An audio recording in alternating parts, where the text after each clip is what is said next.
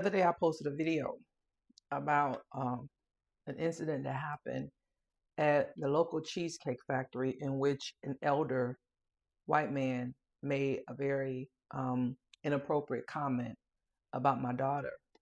And a lot of people wanted to know what was my response to that because I got a lot of people telling me what they would have did in those situations. And believe you me, I agree with all of those things. Let me say this. I remember watching the movie The Color Purple in theaters when it came out. I was about 12, 13 years of age.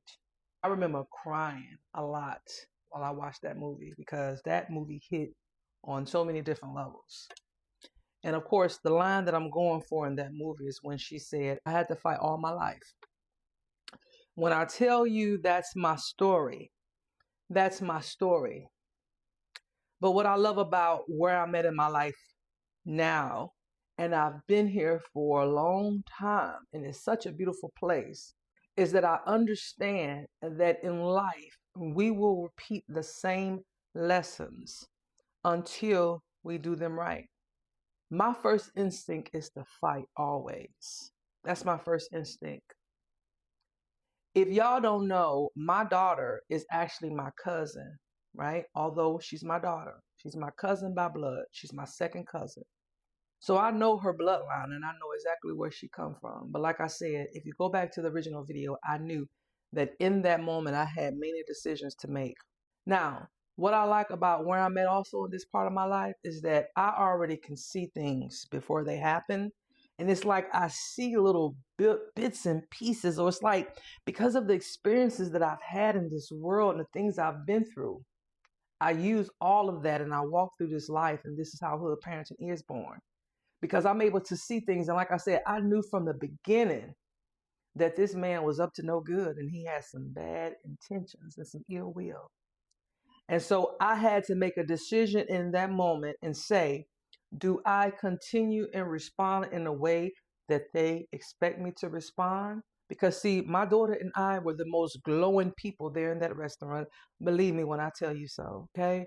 We showed up that day and that's why the attention was on us. So I already know that there is a light that's shining on her just as well as on me. And so why would I ruin that by cursing him out? And so what I did was I laughed. I laughed so heartily until it was as if I was like, oh my God, I knew you. Like, I knew who you were before you opened your mouth. The best thing I can do for you is just go about my business. Because, see, to go and say what you want me to say or to respond the way you want me to respond is going to set me up to repeat this lesson again. And I'm tired of repeating the same lessons, especially when I'm about to be 53. Tired of repeating the same lessons. I don't want my daughter to grow up angry or to fight everything or to have to fight everything in life.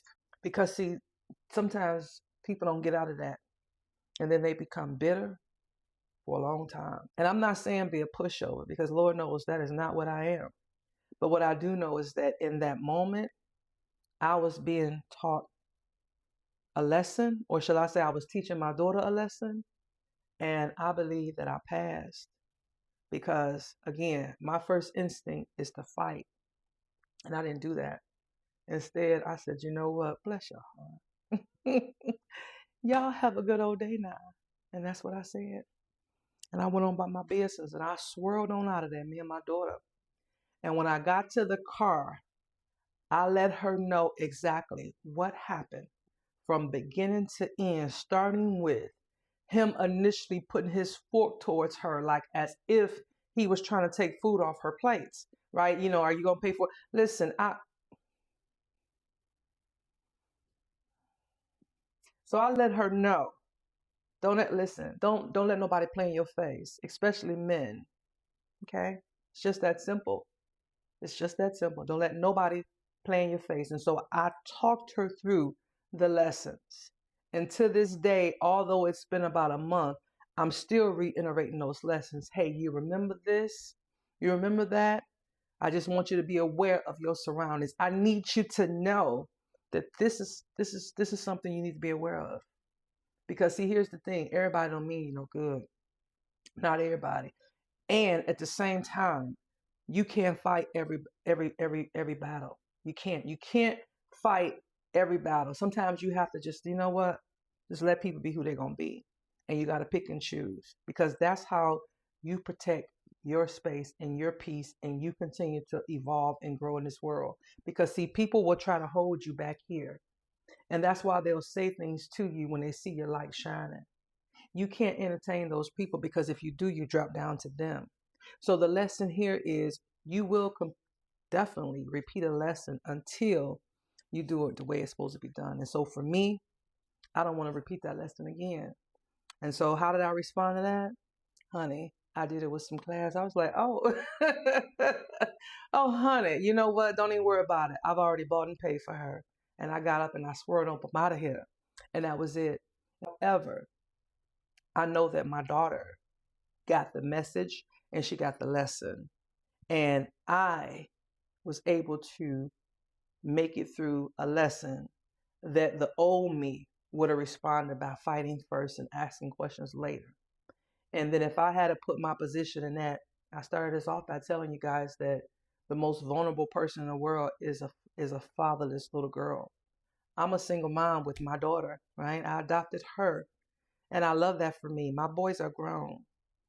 And so I already know that right now we're both in a position, but I have to also teach her, right? Because we can't fight everything. We got to learn how to go through this life and understand that it's going to be some people that's going to play in your face, and you got to learn how to navigate through these spaces.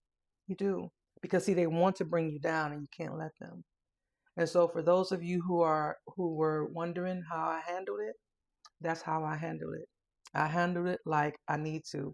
A woman with class and a woman with some resources and a little bit of money. And like I said, honey, I got her. Don't you worry about it. And so anyway, y'all going to have a good day now. Bye.